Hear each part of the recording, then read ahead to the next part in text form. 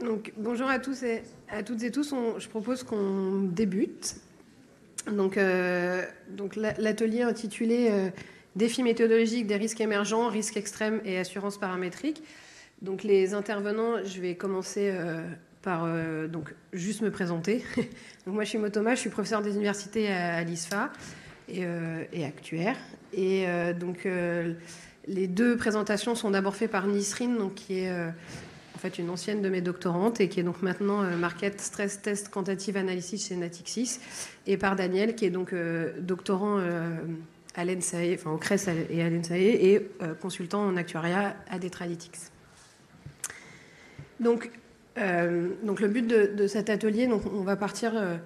Donc l'idée, c'est vraiment sur les risques émergents, qui sont en fait, donc un risque émergent, c'est soit en gros un nouveau risque, ou soit un risque qui a connu une évolution nouvelle, en fait, qui a une évolution qui est différente. Donc par exemple, on peut penser au risque climatique. Donc le risque climatique, en fait, il est ancien, c'est pas nouveau, mais par contre, on sait qu'il y a une survenance brutale et avec un contexte nouveau, ce qui fait que du coup, il y a... Pardon, j'étais sur le risque épidémiologique, j'ai dit deux trucs en même temps. Donc l'épidémiologie, c'est ancien, mais maintenant, par exemple, avec le Covid, on a vu qu'il y a des... Voilà, on est dans un contexte nouveau. Le risque climatique, donc c'est en effet pas non plus forcément un risque ancien, nouveau, c'est un risque ancien, mais par contre, on a une vraie évolution diffuse et qui est vraiment exponentielle et qui fait qu'il y a encore une fois des sujets nouveaux à ce sujet. Et par exemple, le risque cyber, qui est nouveau, lui, dans sa nature, même s'il existait avant, mais aujourd'hui, on a vraiment, notamment avec tous les outils digitaux et numériques, vraiment un aspect nouveau dans ce risque. Ces risques émergents, du coup, posent une question et un problème d'assurabilité. Donc, ça nécessite notamment d'ajuster en fait les modèles et les méthodes qu'on utilise. Et donc, en fait, on est soit sur des périmètres nouveaux, soit sur des nouveaux publics. Et donc, il faut pouvoir prendre tout ça en compte. Donc, en fait, ces questions-là, elles font partie des questions qui sont posées dans le GT anticipé en univers incertain. Et en fait, cet atelier, il s'inscrit en fait dans le sous-GT sur les méthodes actuarielles et les nouveaux risques. Donc, c'est vraiment le but de ce sous-GT, c'est se poser la question de comment pouvoir adapter ou quelle méthode utiliser quand on fait face à ces nouveaux risques avec les difficultés qui leur sont propres. Alors, en plus, c'est ça qui est difficile, c'est qu'en général, ces nouveaux risques ont leurs propres difficultés. Et donc aujourd'hui, on va plus particulièrement vous parler de risques extrêmes. Donc là, en général, c'est quand la sévérité... Alors, il y a plusieurs façons... Enfin, ça dépend ce qu'on regarde. Donc, soit ça peut être la perte, par exemple, qui est liée au sinistre, qui va être très élevée, donc dans le sens où elle va dépasser un certain seuil très élevé. Mais ça peut être une sévérité, la quantité le niveau de précipitation, le niveau de la mer, les températures... Enfin, tout ce que pourrait décrire, en tout cas, la magnitude et la sévérité de l'événement. Et donc ça, c'est à partir du moment où ces quantités deviennent très élevées, au-dessus d'un seuil, qu'on va les qualifier d'extrêmes.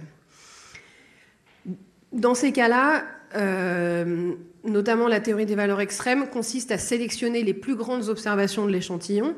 Et donc on va faire en fait l'inférence et on va baser l'étude du risque uniquement sur une partie des données, puisqu'on va uniquement sélectionner les données au-dessus d'un certain seuil. Et donc, évidemment, on a potentiellement peu de données, on a souvent peu de données, et donc ça complique éventuellement les choses. Et donc, quand on ajoute en plus à ça les difficultés du fait que c'est potentiellement un risque émergent avec toutes les difficultés qu'on lui connaît, on va être obligé d'adapter les méthodes classiques. Donc l'atelier d'aujourd'hui va être découpé en deux parties. Donc la première partie qui va être présentée par Nisrine, qui va consister en fait à l'évaluation des mesures de risque extrêmes, en fait grâce à la simulation de nouveaux points dans les régions extrêmes. Donc vraiment le but. Donc là Nisrine vous présentera 3 mesures de risque extrêmes. Et en fait la méthode va être basée sur ce qu'on appelle les vecteurs de Pareto généralisés multivariés. Donc en gros on va prendre en compte la structure de dépendance dans les queues de distribution pour pouvoir simuler des nouveaux points. Et du coup, comme on aura plus de points, on pourra mieux estimer les mesures de risque. Et ensuite, donc, la deuxième partie sera présentée par Daniel, donc, qui va présenter un cadre optimal d'assurance paramétrique sur les pertes extrêmes. Donc, premièrement, en vous donnant un aperçu de l'assurance paramétrique et notamment aussi en se posant de la question, est-ce que l'assurance paramétrique est une solution? Et donc, vous donnera l'approche mathématique qui permettra de faire ça. Donc, on a deux méthodes, en fait, qui permettent de gérer les risques extrêmes. Donc, voilà, le but de l'atelier, c'est de vous présenter des recherches actuelles, ou en tout cas sur ces risques extrêmes, et comment on fait pour pouvoir adapter les méthodes qui existent pour estimer ces risques extrêmes. Enfin, en tout cas, traiter ces risques extrêmes. Donc, je laisse la parole à Nisrine. Merci Maud, merci à vous tous. Je suis ravie de présenter ce sujet lié à la simulation d'observation extrême qui a été réalisé en collaboration avec Maud Thomas ici présente et Juliette Legrand qui nous a rejoint un peu en cours de route. On est parti d'un besoin qui est dans un contexte bien particulier qui est la calibration des chocs dans un exercice de stress test. Notre envie, c'était de pouvoir estimer donc, des pertes extrêmes, à des niveaux du coup extrêmes, sur des facteurs de risque cible. Mais comme l'a précisé Maud, nous, on a attaqué du point de vue finance, mais cette variable peut représenter des niveaux de température, de précipitation. Ça peut quantifier n'importe quelle magnitude de quantité qui vous intéresse. Et on avait aussi certaines contraintes qui sont le fait qu'on est obligé de tenir compte de plusieurs facteurs de risque simultanément. Donc l'idée, c'était de tirer un peu avantage de la dépendance que peut avoir notre facteur de risque cible avec d'autres facteurs de risque. Par exemple, au niveau d'un portefeuille qui est drivé par plusieurs facteurs de risque, regardez quelle incidence ça a. Quand un facteur de risque devient extrême, est-ce que les autres suivent et comment les pertes se compensent. La solution qu'on a apportée, c'est la simulation d'observation extrême dans des régions peu densément peuplées, où on a très peu d'observations. Et pour ça, on s'est appuyé sur la théorie des valeurs extrêmes dans le cadre multivarié pour proposer en fait deux algorithmes. Un premier algorithme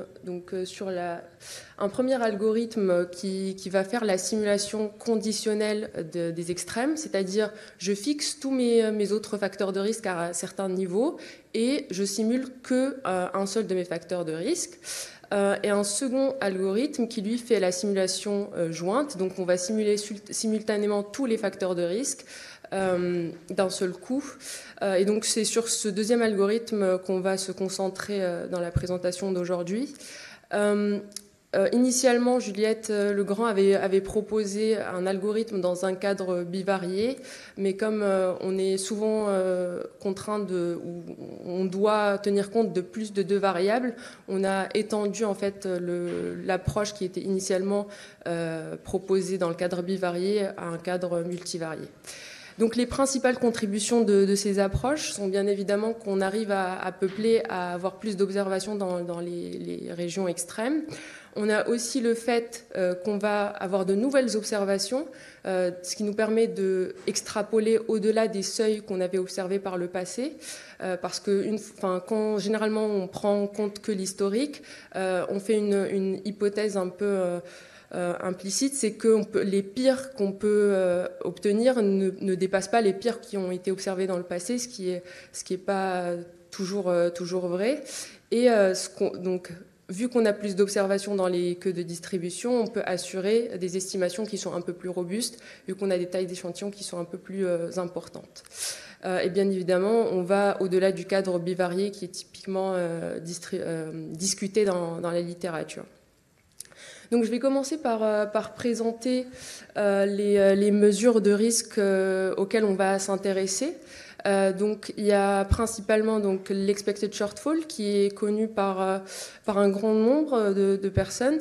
Ce qu'on essaie de faire avec l'expected shortfall, c'est de calculer, pour faire simple, une moyenne des pertes au-delà d'un certain seuil. La faiblesse ou la limitation de l'expected shortfall, c'est qu'elle ne tient pas compte de la dépendance que peut avoir notre facteur de risque cible avec d'autres facteurs de risque. Et donc l'idée, c'était de proposer ou de chercher des métriques de risque qui, eux, vont tenir compte de la dépendance que notre facteur de risque cible peut avoir avec d'autres facteurs de risque pour mesurer son risque toujours de manière univariée. Et donc c'est comme ça qu'on a proposé la Marginal Expected Shortfall qui, elle, va regarder ce qui se passe au niveau de notre facteur de risque quand les autres facteurs de risque dépassent des niveaux assez extrêmes. Et la deuxième et la dernière mesure de risque, c'est la Dependent Conditional Tail Expectation, qui, elle, regarde ce qui se passe au niveau de notre facteur de risque quand tout le monde ou tous nos facteurs de risque, eux, dépassent des niveaux extrêmes. Donc, comme je l'ai précisé en début de cette présentation, l'algorithme qu'on a proposé, il s'appuie énormément sur la théorie des valeurs extrêmes dans le cadre multivarié. Et pour pouvoir appliquer tous les résultats qu'on a à ce niveau-là, on a besoin, dans un premier temps, de définir ce qu'on appelle un vecteur d'excès. Donc, dans le cadre univarié, c'est simplement, on prend notre variable et on retire un seuil qu'on a choisi selon certains critères. Dans le cadre multivarié, c'est un peu plus complexe. Ce qu'on fait, c'est qu'on définit comme un vecteur d'excès un vecteur où au moins une de nos composantes dépasse un certain seuil. Donc là, les seuils, on a un vecteur de seuil U avec un seuil défini par composante, et nos vecteurs d'excès peuvent avoir toutes leurs composantes qui sont positives, ou au pire, au moins une qui est positive. Donc, tout notre algorithme va découler de la représentation qu'a proposé Rootsen d'un vecteur standard MGP, qui est un vecteur de multivarié de Generalized Pareto, et qui nous dit que ce type de vecteur peut être décomposé en une exponentielle, plus le t moins max de t, qui est avec t un vecteur aléatoire indépendant de notre exponentielle. La bonne nouvelle, c'est que tout vecteur peut être transformé en une standard MGP en deux étapes, principalement en transformant les marginales en exponentielles et après en calculant le vecteur d'excès. Suite à ça, donc la base fondamentale de nos algorithmes découle vraiment de la caractérisation qui a été proposée par Rootsen avec l'exponentielle et le vecteur aléatoire. Sauf que nous, donc, c'est des algorithmes de simulation non paramétriques. On ne fait aucune hypothèse sur la loi du vecteur aléatoire. T. Donc ce qu'on va faire, c'est qu'on a considéré en fait cette différence, le delta, et on réécrit cette caractérisation en considérant que ce delta. Donc là, c'est la réécriture. Donc l'équation 2, c'est la réécriture. L'équation 3, c'est la réécriture de la caractérisation en exponentielle et en t pour un cadre multivarié, donc pas D quelconque. Mais pour qu'on y voit un peu plus clair, on a un exemple avec D égale 2, c'est-à-dire deux facteurs de risque. Et là, on regarde que, ce qu'il y a à gauche, c'est l'écriture proposée par Rootsen, et quand on remplace, en fait, quand on considère ce delta qui est la différence entre Z1 et Z2, on obtient l'écriture qu'on a à droite avec uniquement les deltas et plus le vecteur T. Donc cette caractérisation, ce qu'elle nous permet de faire, c'est on peut rester dessus pour dire un mot, parce que je ne vais pas rentrer dans les détails de l'algorithme, mais juste donner les grandes lignes. L'algorithme, comment il procède, en tout cas l'algorithme de simulation jointe, c'est qu'on simule des exponentielles et on vient appliquer des méthodes de bootstrapping sur les vecteurs delta qu'on aura calculés sur les échantillons observés. Et c'est comme ça qu'on obtient de nouvelles observations, parce que les exponentielles, c'est des nouvelles réalisations de nos extrêmes. Après, il y a toute une partie pour revenir à l'échelle d'origine, mais en tout cas, c'est ça le corps de l'algorithme. Donc, je vous propose de passer à des résultats sur un échantillon de données synthétiques. Donc, on va considérer un vecteur aléatoire avec trois facteurs de risque, avec des marginales qui suivent des lois de Student. Pourquoi des lois de Student? On voulait avoir un certain contrôle sur la queue de la distribution. On sait qu'elle est gouvernée par 1 sur le nombre de degrés de liberté. Donc, plus on aura un nombre de degrés de liberté faible, plus la queue sera épaisse. Et derrière, une hypothèse importante de notre algorithme, de nos approches de simulation, c'est l'existence d'une certaine forme de dépendance entre les composantes de notre vecteur aléatoire. Et donc, pour s'en assurer, on a considéré la copule de Gumbel. On a des degrés de liberté qui vont de 2 à 3 avec une taille d'échantillon de 1500 observations. Et donc là, les premiers résultats, ce qu'on peut voir sur les différents box plots, c'est des estimations empiriques sur 3 types d'échantillons. Donc on a l'échantillon d'origine avec le box plot blanc.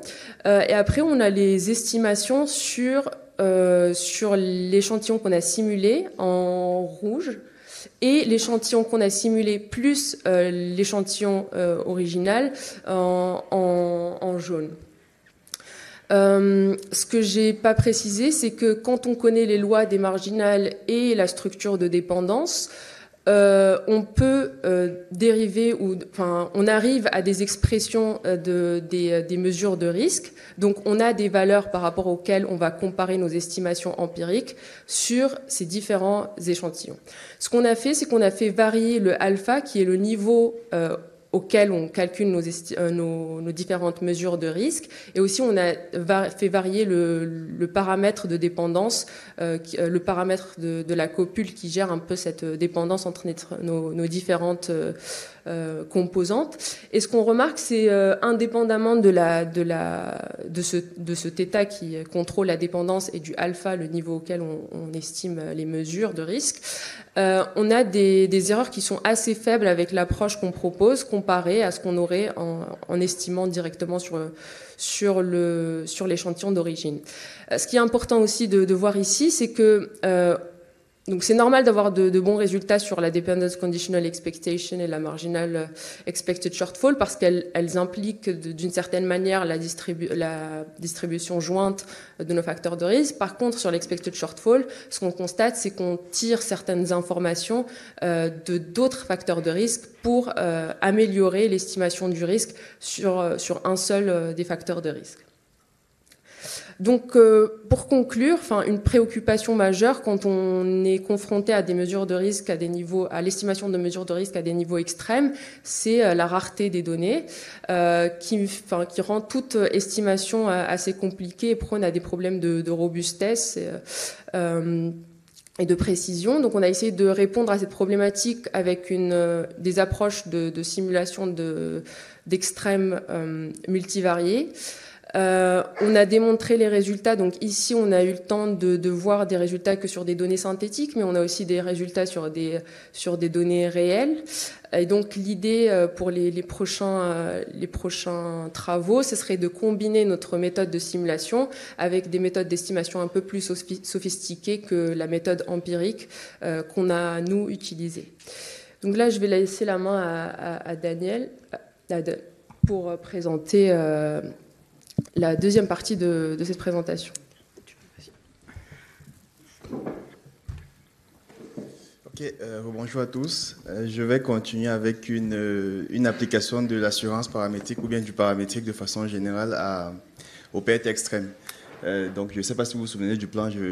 L'idée sera de présenter de l'assurance paramétrique de façon brève, puisque je suppose qu'on a tous entendu parler de l'assurance paramétrique, mais on ne sait pas forcément de quoi il s'agit.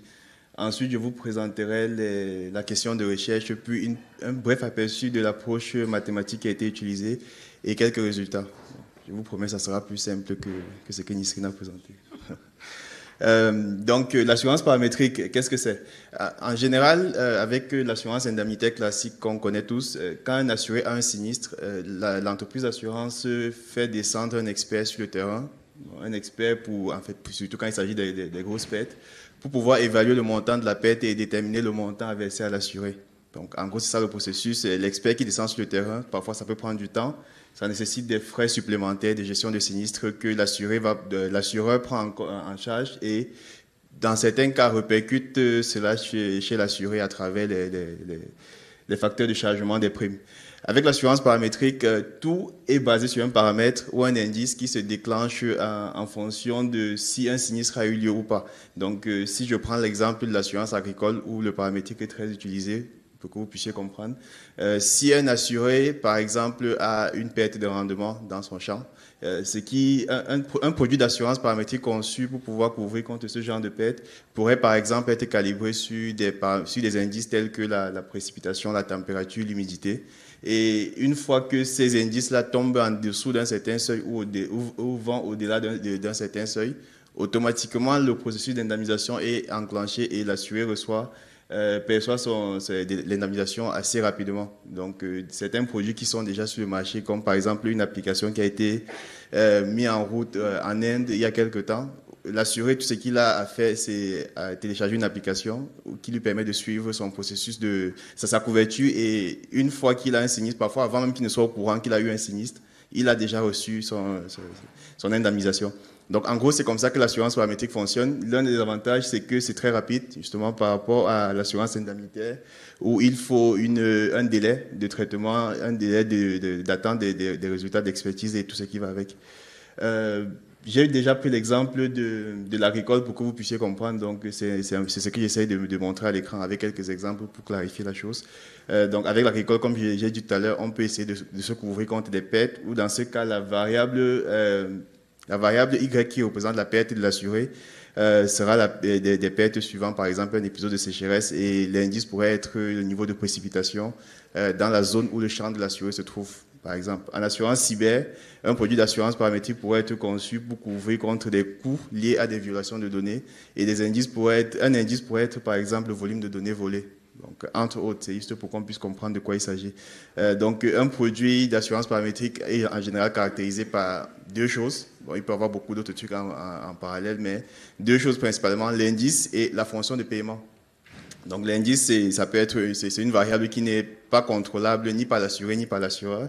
Et la fonction de paiement est une fonction qui, en utilisant une valeur de l'indice, tente de se rapprocher le plus possible de la valeur réelle de la perte de l'assuré, à savoir la variable Y dont je parlais tout à l'heure.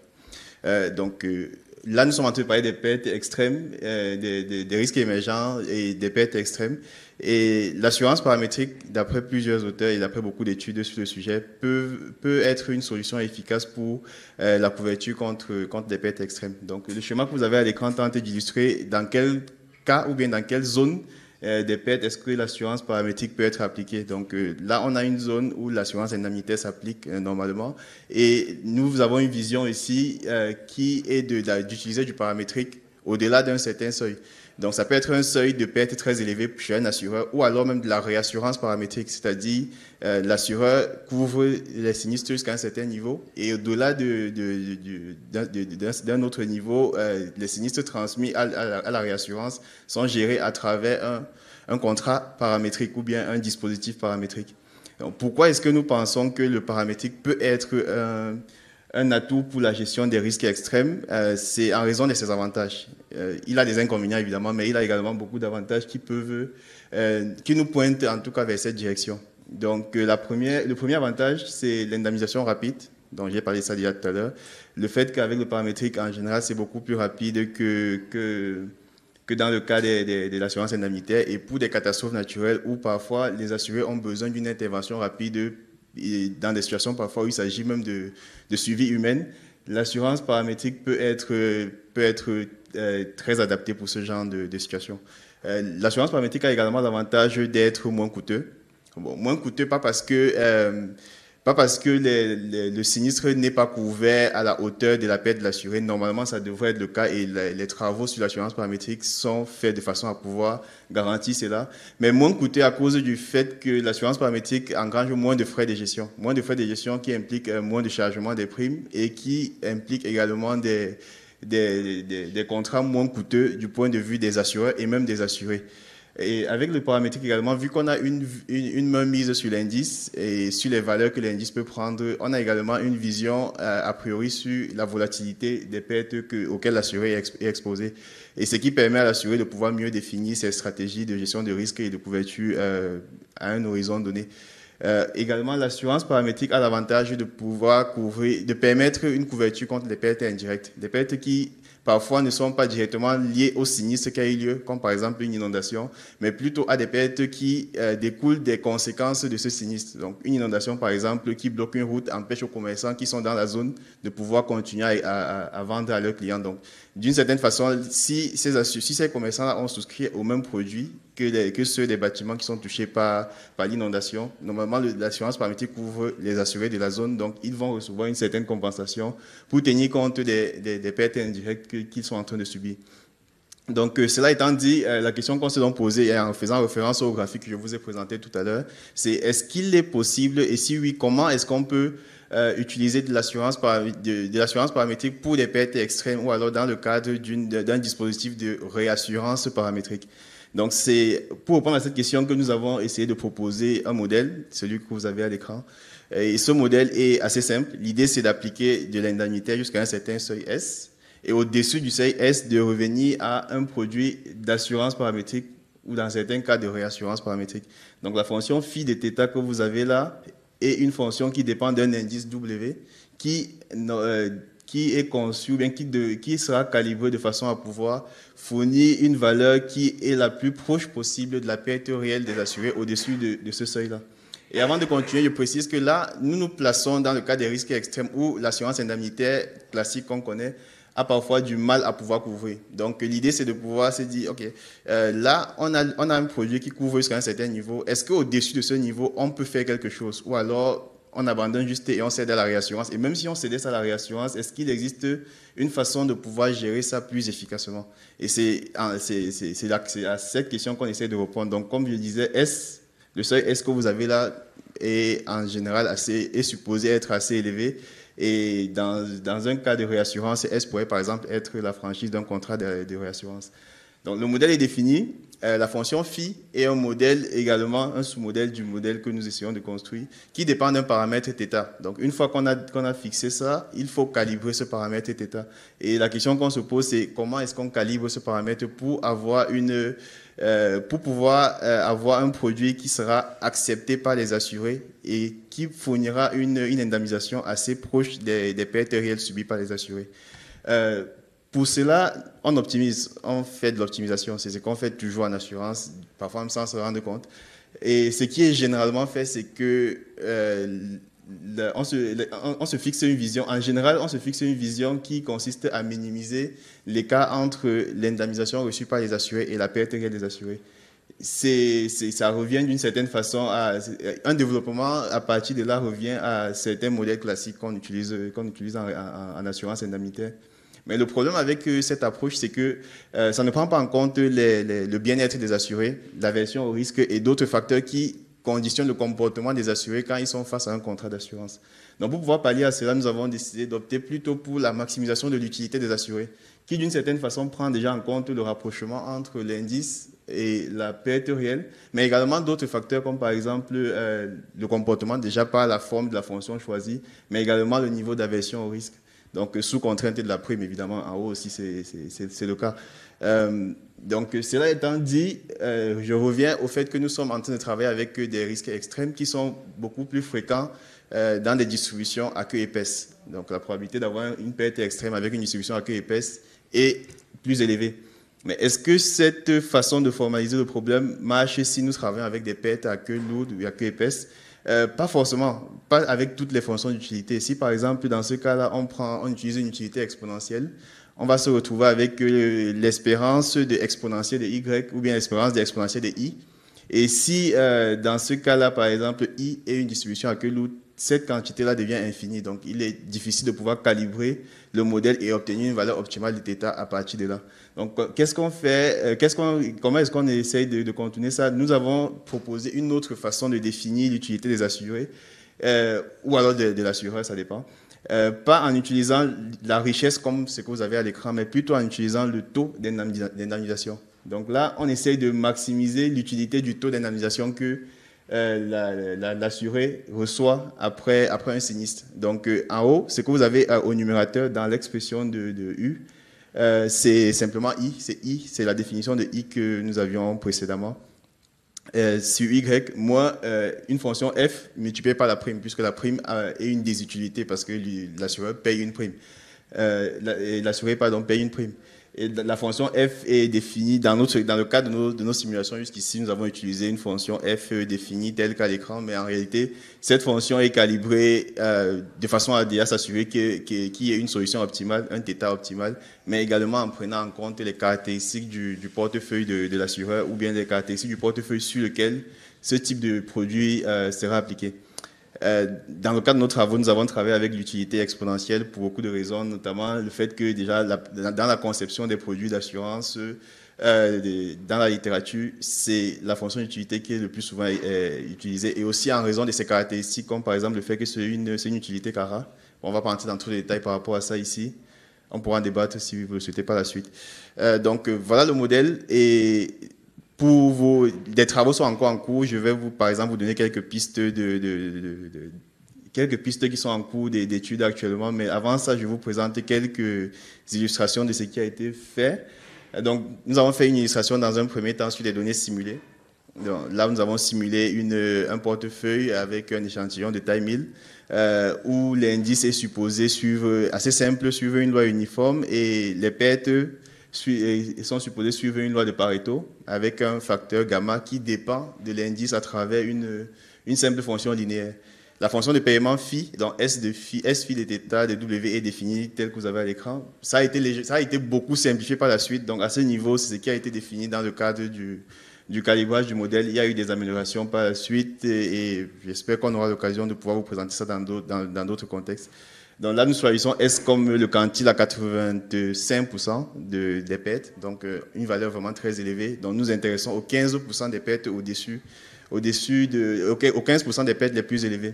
Donc à gauche, vous avez l'utilité espérée des assurés en fonction des θ. Donc on constate qu'il y a bien un maximum, donc une valeur de θ qui maximise l'utilité des assurés. Et à droite, votre droite, je pense, oui.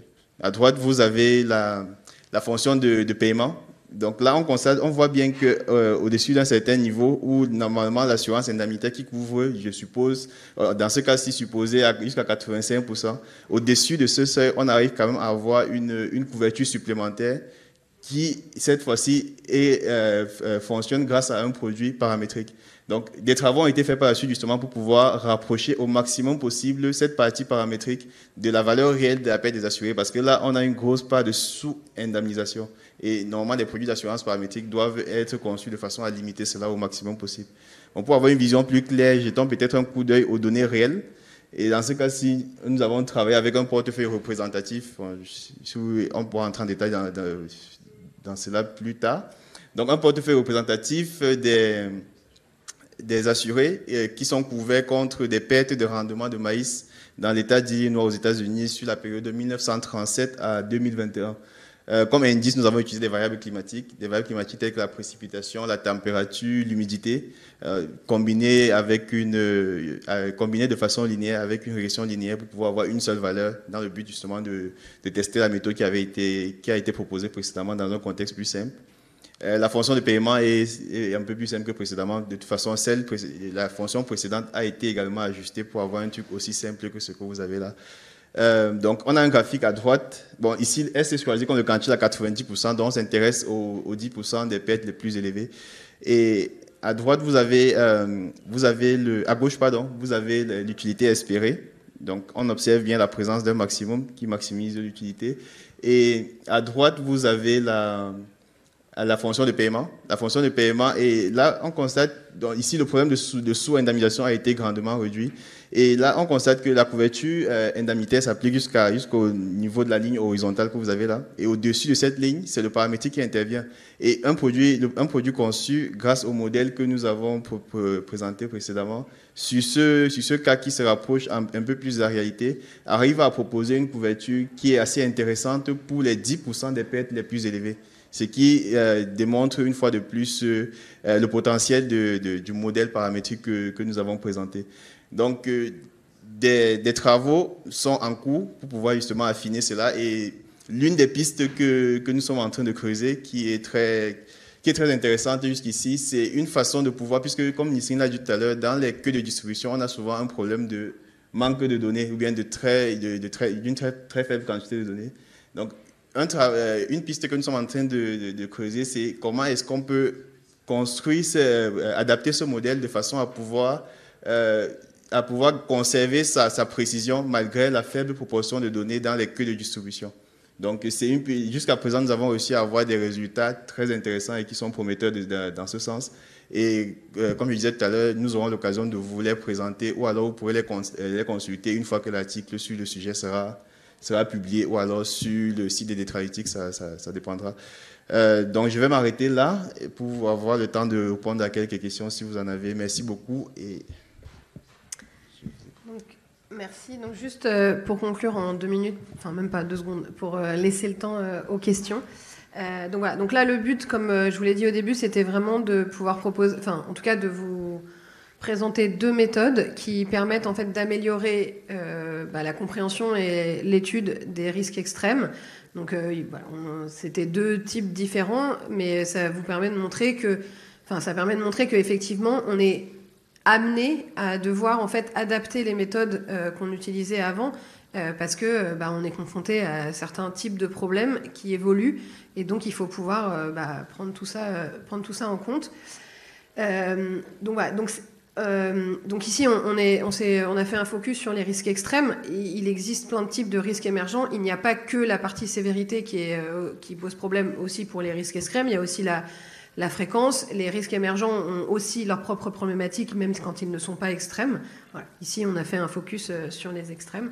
Voilà. Et comme je vous l'ai dit, ça fait partie des questions que se pose le sous-groupe de travail méthode actuarielle et nouveaux risques du GT anticipé en univers incertain. Et donc, si ces questions vous intéressent, n'hésitez pas à participer au sous-groupe de travail et au groupe de travail. Merci.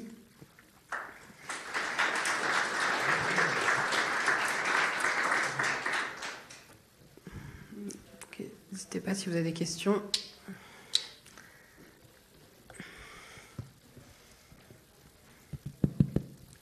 Merci pour la présentation. Donc là, sur les risques émergents, on peut imaginer plein de choses où les distributions évoluent avec le temps. On pense au risque climatique. Quelles seraient vos préconisations méthodologiques pour intégrer ces évolutions des distributions ? Alors, du coup, ça dépend lesquelles. Parce que c'est ça qui est difficile, c'est que... il y a plusieurs méthodes. Si c'est une question de prendre en compte une tendance et une évolution dans le temps, ça veut dire que dans les modèles, par exemple... Alors, ça dépend de quel risque on parle et de ce qu'on regarde sur le risque donné. Mais si je prends, par exemple, les risques extrêmes, que je m'intéresse à la sévérité et que je me dis que cette sévérité-là, elle va évoluer avec le temps... évidemment, il existe des modèles où en fait on peut intégrer le temps dans mes paramètres, par exemple. Bon, il existe différentes méthodes de faire. Évidemment, un des problèmes quand je fais ça, c'est que je complexifie mon modèle. Donc, notamment, j'ajoute des paramètres à estimer. Et donc, j'ai toujours ma problématique de j'ai peu de points. Et donc là, par exemple, le travail de Nisrine, donc là, nous, on l'a fait sur les mesures de risque, mais ça peut être aussi... en fait, un outil de départ en tout cas, parce que j'ai augmenté mon nombre de points dans les régions extrêmes. Donc il y a plein de méthodes, c'est pareil, il faut pouvoir prendre en compte toute la dépendance spatiale entre les événements, le côté spatio-temporel, et donc là, il faut aller chercher dans la stat spatiale et dans la stat spatio-temporelle. Et donc c'est ça aussi qui est difficile, c'est qu'il n'y a pas une méthode, il y en a plusieurs. Ce que je préconise aussi beaucoup, c'est d'utiliser... Par exemple, si je pense au climat, il y a des gens dont c'est la spécialité d'étudier le climat, et il ne faut pas hésiter à travailler avec ces personnes-là et ces experts pour pouvoir tirer profit de leurs expériences et pour pouvoir mieux comprendre le risque qu'on est en train de regarder et pouvoir affiner l'étude de ce risque-là. On peut aussi emprunter des méthodes qui sont utilisées dans d'autres disciplines. Par exemple... il y a déjà, Olivier qui est dans la salle, utilisé un modèle type épidémiologique pour étudier le risque cyber. Donc en fonction, il y a aussi des choses qui ont été utilisées dans d'autres disciplines ou pour étudier d'autres choses qui peuvent être utilisées. Donc il faut...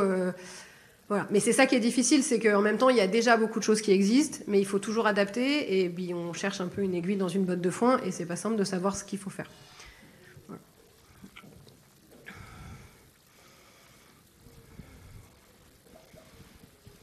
Bonjour, merci pour votre présentation. Peut-être que je n'ai pas très bien compris le fond de votre travail, mais en mettant un contrat hybride, bon, je ne sais pas quel est l'aspect administratif juridique de constitution du contrat, mais bon, ça, ce n'est pas ma question. Pourquoi ne pas... Enfin, pour moi, pour l'assurance paramétrique, c'est de choisir le bon trigger ou le bon paramètre uni ou multidimensionnel qui représente physiquement le risque et qui minimise les risques de base. C'est ce que vous essayez de faire. Et dès qu'on a le ou les paramètres, à partir d'un certain seuil, on commence à avoir des pertes. Et je vais englober aussi des pertes extrêmes. Ce n'est pas la peine de faire une solution hybride. Ou bien je n'ai pas compris votre... Ok, merci beaucoup pour la question. Je sais, là j'ai utilisé le terme seuil pour S. Bon oui, c'est un seuil, mais c'est différent du seuil de déclenchement de l'indice. C'est deux seuils différents. Ça, le seuil qui est présenté ici, c'est le seuil de passage à l'assurance paramétrique. Mais une fois qu'on est dans le contexte de l'assurance paramétrique, justement, c'est le fonctionnement de l'assurance paramétrique tel qu'on le connaît, avec un autre seuil qui déclenche l'indice ou bien à partir duquel on calcule le montant des navigations adversaires à l'assuré. Donc, ce n'est pas exactement la même chose. Il y avait une autre question, il y en avait une autre là-bas après. Le premier. Bonjour, je vous remercie pour votre présentation. Je voudrais avoir un petit détail sur le risque de base. Donc, pour rappel, pour ceux qui ne sont pas au courant dans l'auditoire, le risque de base, c'est la différence entre ce qu'on paye et la charge sinistre survenue réellement. J'ai vu que effectivement, vous cherchiez une fonction de perte qui permettait de minimiser ce risque de base au cours du temps sans forcément le mentionner. Et je voudrais savoir si vous avez fait des tests éventuels pour savoir... notamment car on est sur les risques extrêmes, donc le risque de base peut être plus élevé, mais voir quantifier un peu ce risque de base, par exemple au titre des catastrophes qui sont déjà survenues, ou en tout cas si vous avez fait des tests de ce type. Des tests de ce type, non, pas encore, mais c'est un projet, de toute façon, oui. Et oui, je vous rejoins sur le fait que les pertes, le risque de base augmente avec le rapprochement vers les queues de distribution. Il y a des travaux qui démontrent cela et qui tentent de quantifier ça d'une certaine façon. Mais intégrer cela dans le cadre de nos travaux, pour le moment, ça n'a pas encore été fait puisque la vision était différente. Mais oui, c'est quelque chose qu'on garde bien dans un coin de la tête et nos calculs sont faits de façon à pouvoir prendre cela en compte.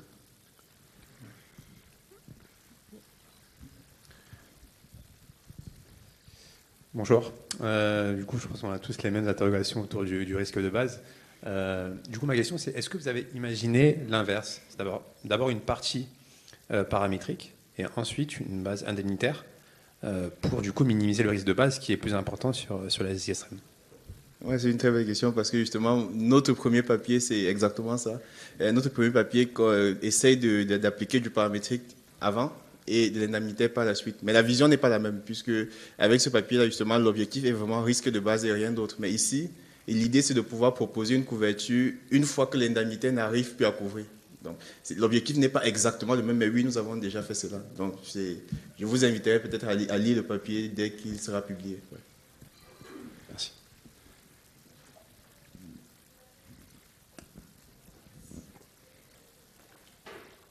Est-ce qu'il y a d'autres questions? Eh bien, sinon, on est parfaitement à l'heure.